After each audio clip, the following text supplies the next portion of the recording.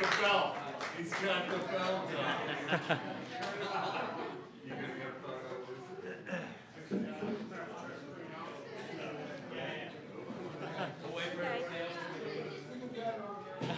Okay.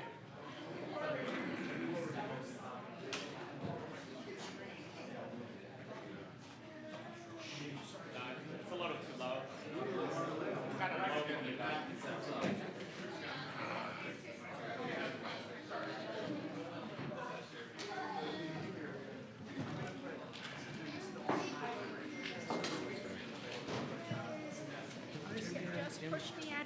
Put this mic, just set it down. Amazing, thank you. All right, I'm good now.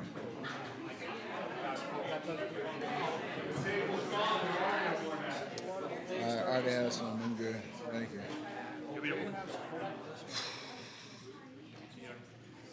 Can I see the putt? Anybody got the putt? Damn, 2 people? Took everything to beat that dude. Attention in the media room. We have your 2023 American Century Championship winner, Stephen Curry.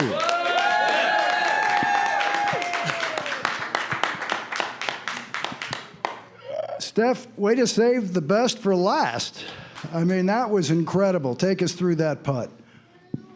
I think the way golf works in terms of, hitting decent shots. In the back nine, there's a lot of bogeys on there. I was hitting the ball pretty solid, not giving myself, I wasn't getting too close to the hole, so I had a couple bad 3 putts and bad up and downs.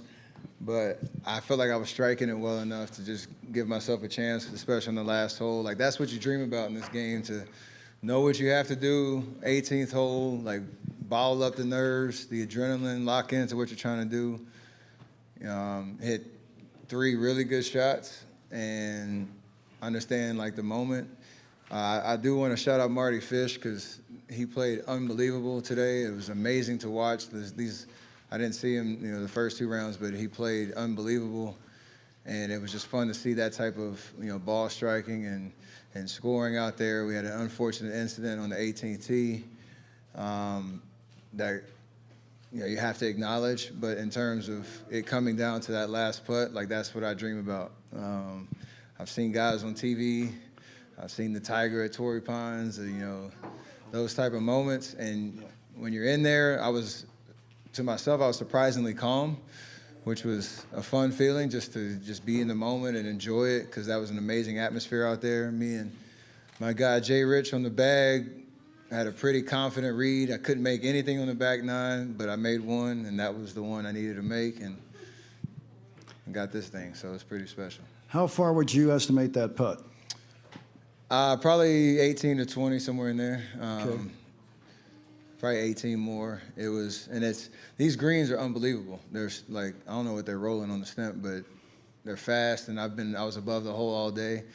So just trying to get the pace right to give myself, the right line and just trust it and hit it. And in those moments, it's all about routine. I've learned that over the course. You can't switch up anything when you get a little nervous or you feel pressure.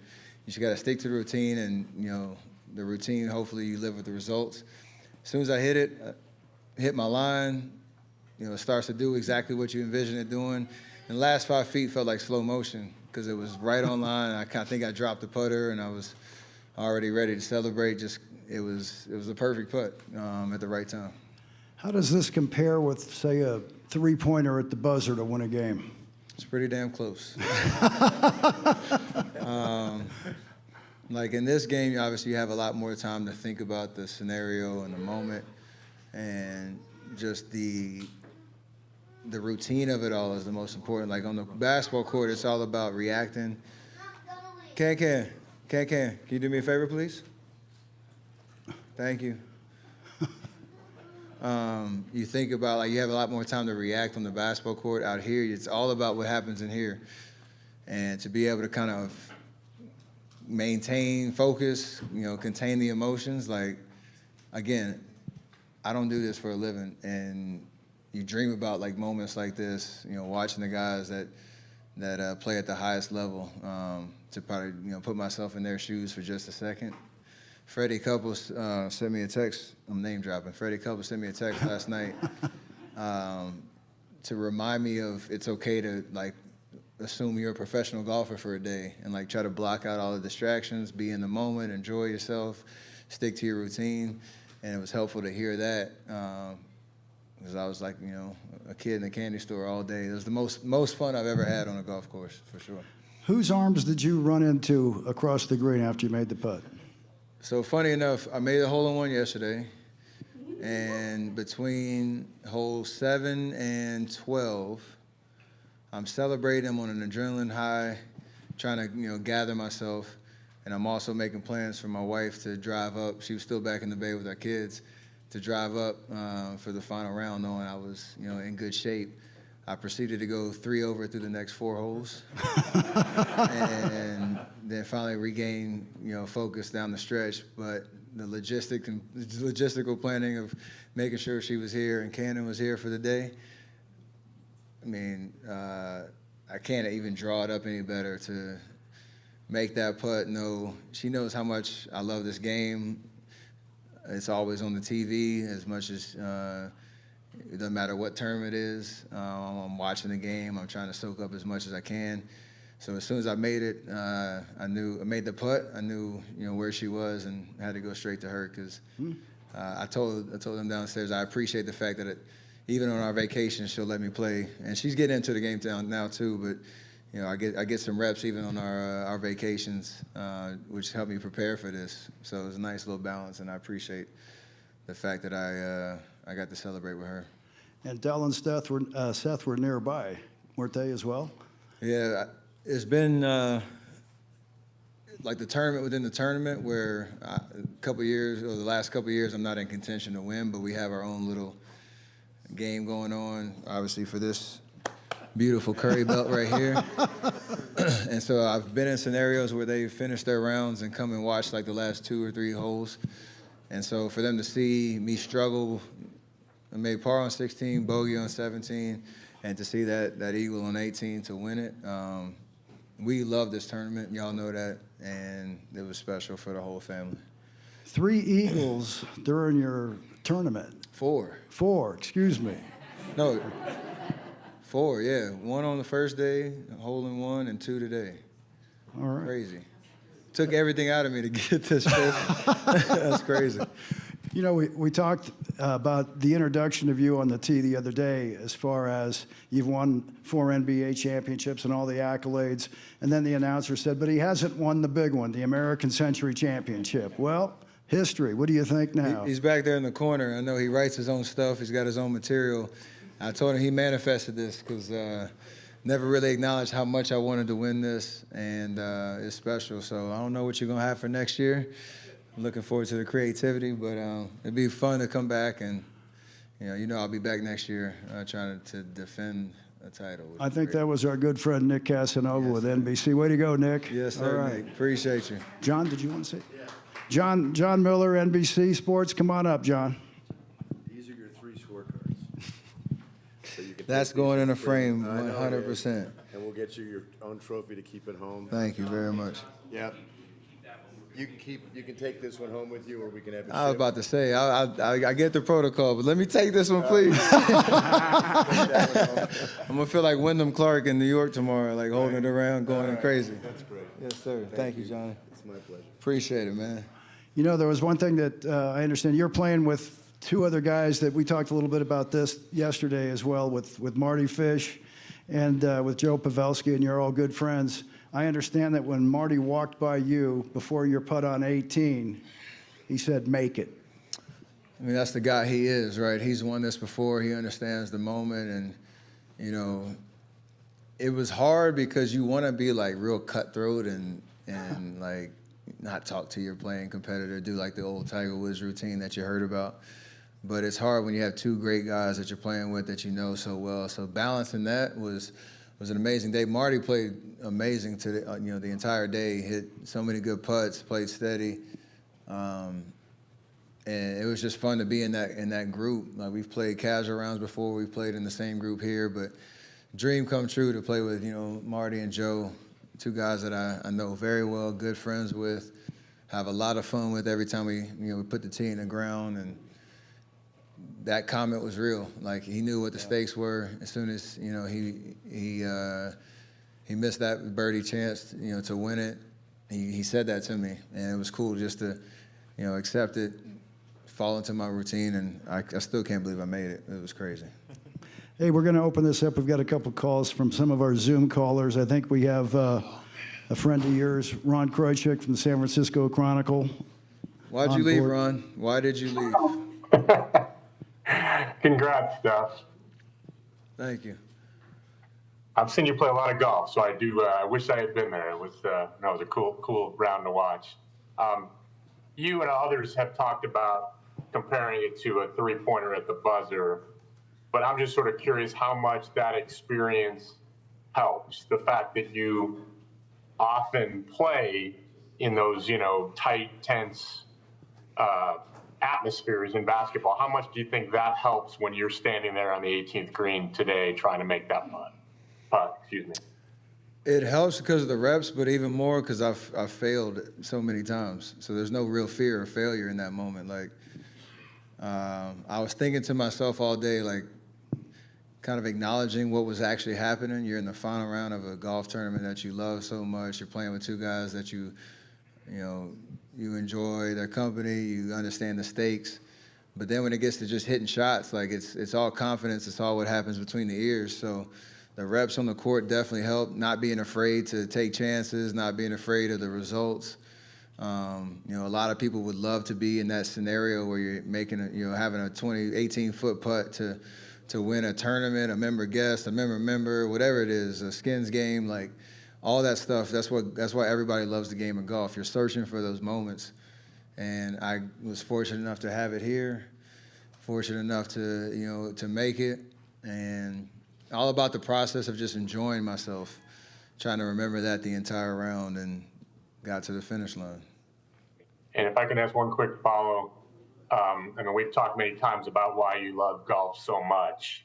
And as you noted earlier, you haven't really publicly talked about how much you wanted to win this tournament.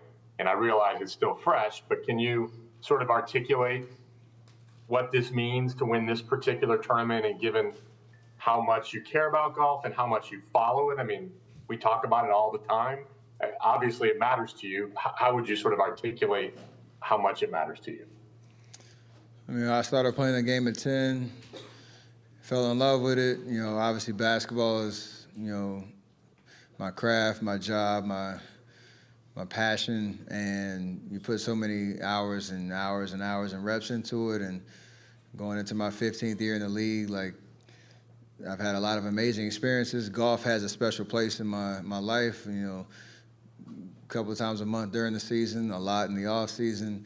One, it's, you know, kind of my therapy, just to be outside, play, you know, being amongst, you know, friends and find the competition, right? And that's what this tournament provides for some amazing golfers who are as passionate about the game as I am. And I think overall, like, there's a little bit of selfish, like, pride of saying I'm good enough to win this tournament, but there's also an understanding of everything is about putting golf on a major stage to, you know, understand how fun it is, create more access to the game. Everything that I've been doing with Howard University, with Underrated Golf Tour, you name it, like, golf is a centerpiece to create opportunity. And for me, like, I know a lot of people, they watch the hole-in-one, they watch that last putt.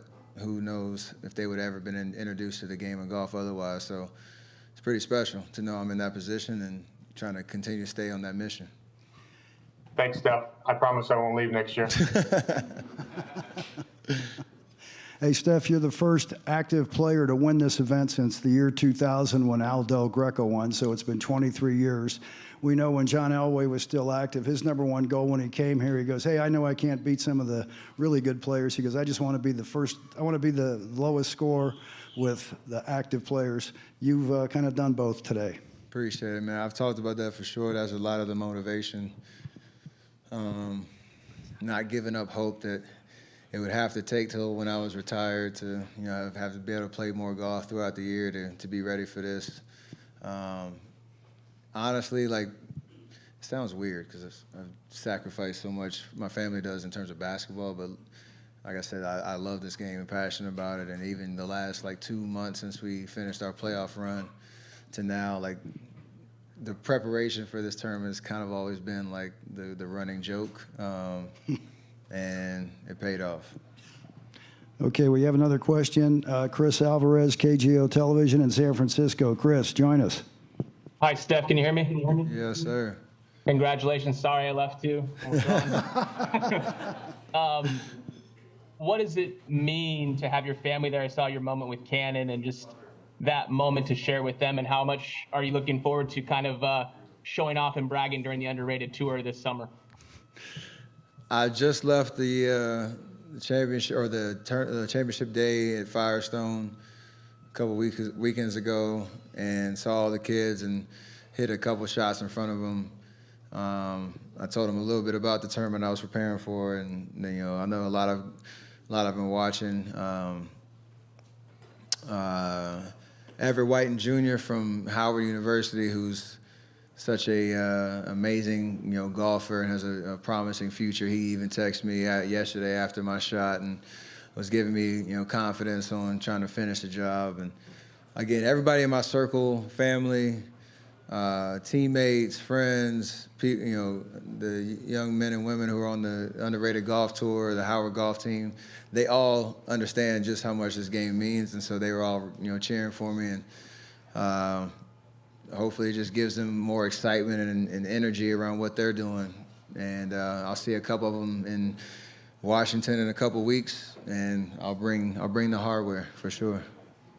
And a real quick follow-up of the putt, the hole-in-one, and the shot you had on Friday. Obviously, the winner for the championship is that your favorite, or which shot was the best of the three? I mean, the hole-in-one is crazy because how often do you see that in a tournament setting? But that helped me, put me in position to, have a lead and be able to get through these last, 18 holes and try to finish it off.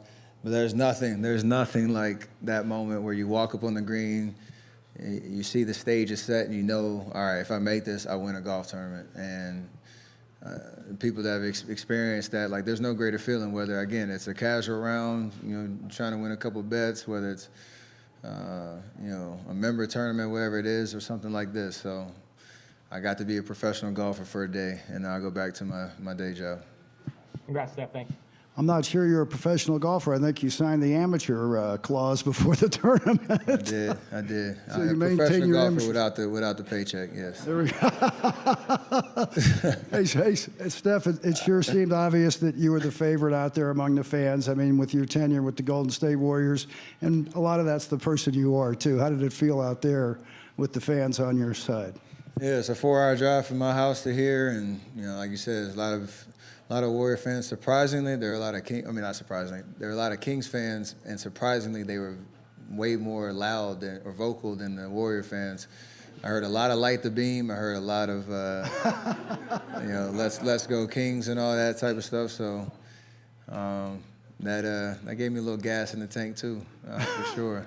So, but I guess that's part of, even from my rookie year, when I was after my rookie year, was my first time playing in this tournament, you could tell that there's a lot of Dub Nation that would make the trip up and be here to support the tournament before I've even accomplished anything in the league. So it's only grown from here, and I appreciate the love and support for sure.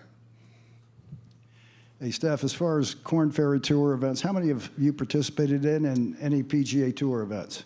Only 2 Korn Ferry events out in TPC Stonebray and Hayward. It was the Ellie Mae Classic.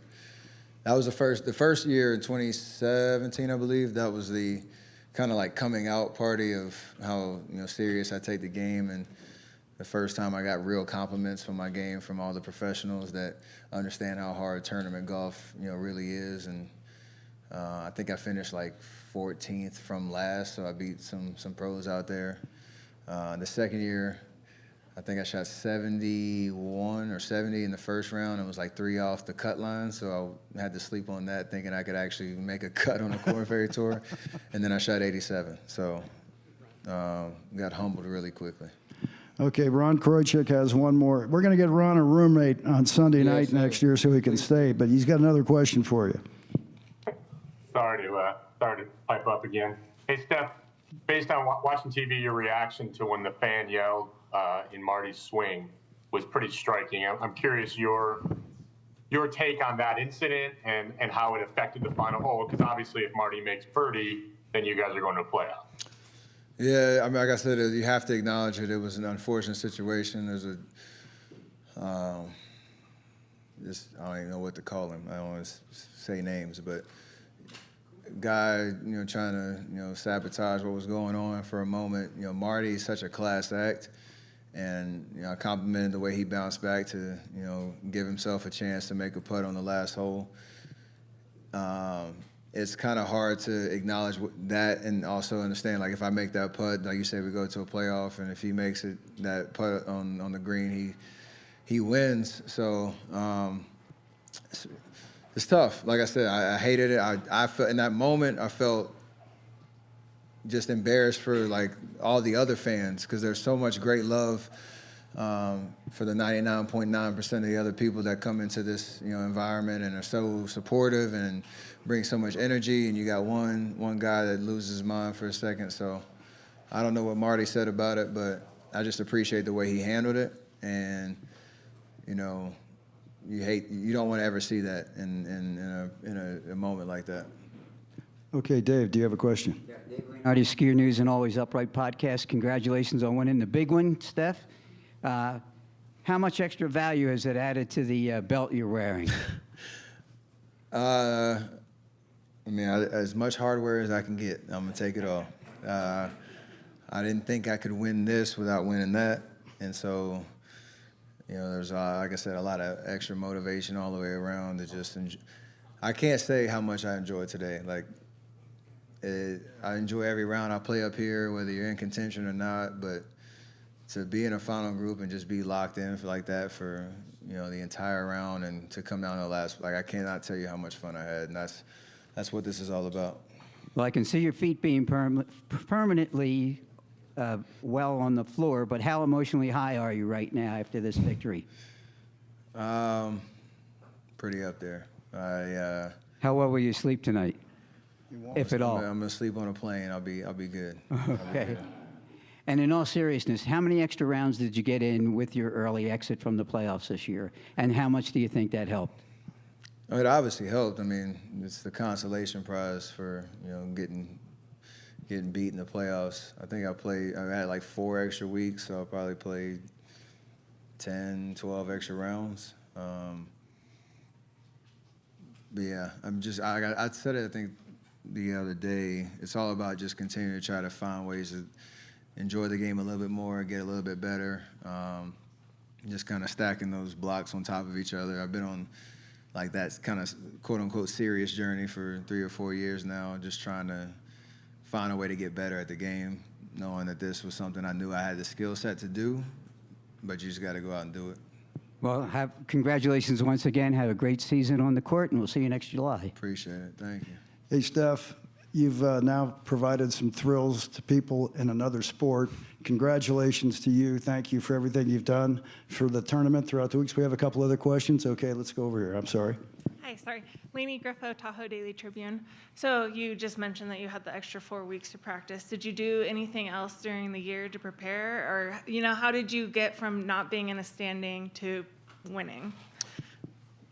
The thing is, I finished tied for 4th twice. So, like, when you get, I had a couple great Sunday rounds that we call the backdoor, top 5 finish, going real low, 17 groups ahead of the final group. So I knew, like, again, if I could just get off to a good start, that I could give myself a chance, and then you just take it from there. I've always struggled out the gate and gotten better as the tournament goes on. So the 27 points on Friday, like, just gave me a newfound confidence. I didn't do anything different other than just play a little bit more, because you can beat balls on the range and work on mechanics and all that type of stuff, but you have to play to make it work and make it useful. So playing those extra 10 rounds definitely gave me a little bit more confidence and a little bit more rhythm coming into it. So all that stuff is just muscle memory. Same way on the court. Doesn't matter what the situation is. It's muscle memory shooting. you're on the 18th tee, you got to try to hit a good tee shot. Then you got to try to hit a good approach shot. Then your routine on the green. Like, all that stuff's just muscle memory, and it definitely helped. Now that you've got a taste of the trophy, are you going to retire from basketball to pursue this? Have y'all seen those CBA terms in the NBA? Life is good in the league, so I'll be all right. Thank you. Thank you. Hey, Jacques Talaferro with La Hits Television. Congratulations, Steph. And you kind of took my question away. My question is about Howard University. And for people who don't know, just a little bit about history. Howard? Yeah, Howard Golf, and how you got involved with that, and how's that going? There's a kid, not a kid, he's a grown adult now, Otis Ferguson IV, who I met at a screener when I went on to Howard's campus in 2019, I believe it was. And he was on the club golf team. They didn't have their Division I program, financed at all. And he talked about the efforts he was going through to talk to the athletic department to try to create a men's and women's golf team. And it was just a casual conversation. I took that, kind of understood the opportunity to support a major HBCU at Howard University. I didn't go there, obviously, but I know a lot of alumni, and they talk about how special it is. And I think from there, being able to create a 6-year pledge to finance the team on both the men's and women's side, create scholarships there. Coach Sam Perrier, who's been leading, he's the director of golf there. He's done an amazing job. They're, I think, 2-time national champs, and from an HBCU standpoint, and now we're trying to create the most, or a marquee golf program that can compete with anybody in the country. And there's some amazing, men and women, student athletes and golfers who are taking that opportunity and running with it. So it's special to know I had a part in that. We're trying to get to a point where we can create an endowment that program will be in existence, forever, and kids will be able to pursue golf at the highest levels. And obviously, the North Star is, more representation, diversity, and getting more black and brown men and women in the game of golf, because teaches you so much about yourself. The world and the business of golf is so wide, and we want to get, create opportunity in that space, and hopefully we can get more representation on the PGA, LPGA tours. So that's the North Star, that's the mission, and Howard's a huge part of that. All right, Stan, last question. Let's make it a good one. Yep. Hey, Stan Bautista, CelebrityGolf.com. On the first tee, I saw you checking your pulse. I'm not sure what that was about. You caught that. You were doing this action, yeah. And I'm kind of curious what that was all about. But also on the 18th tee box. Sorry, man. No, that's good. That's good. Yeah, it was cool. Right, man. So if you don't mind sharing what that was about. But also on the 18th tee box, you're on the 18th tee. You're down by 3 points. You only got one hole left. What's going through your mind, and what are you saying to yourself to calm your nerves? So I was checking my pulse because I do that during timeouts in basketball. There's adrenaline and the nerves and all that, and your heart rate's going. I just kind of wanted to get a check on where it was. I do a lot of breathing work during basketball games to control all of that and recover quicker. So I try to bring that philosophy out here, just because I'm a fish out of water out here on the course dealing with those emotions. So it was just a little check to see how it was, because I had been thinking about the final round for all night, sleeping on the lead and all that type of stuff. So it's just kind of a cool little experiment. And then on the 18 year, I've heard enough professional golfers, legends, talk about the game, and their approach to it, and not acknowledging where you are in a tournament. I did look at the scoreboard. I knew where I was. I knew what needed to happen. My caddy, Jay Rich, he told me, like, let's just hit a good one. And that's all you can do. Just hit a good drive. Keep yourself in it. All right. Survey what's next. Hit a good second shot. You go on the green. Good. Check, check. And then you get to the green and you just try to control yourself. Keep the same pace of walking. Keep, distractions out, but also don't look at the line and obsess over it, because that's not the routine normally anyway. So just go through all that type of stuff. And like I said, it's all the mental warfare you go through. And it was fun to be in that scenario, because I've heard how they approach it. It's entirely different than basketball, again, because it's so reactive on the hardwood. But out here, you have to be able to control all of those thoughts and just speak positivity into yourself. So just tell yourself you're built for this because you've been through other scenarios where you needed to perform, and you live with the results, like I said earlier. It's not like you can will it in. You just live with the results. It was a pleasure to watch. Congratulations, man. Thank you. Thank you. Steph, you got everybody here all fired up today. So great finish. Great having you here. Thank you for all you do for the tournament and coming into the media room every day. We appreciate it.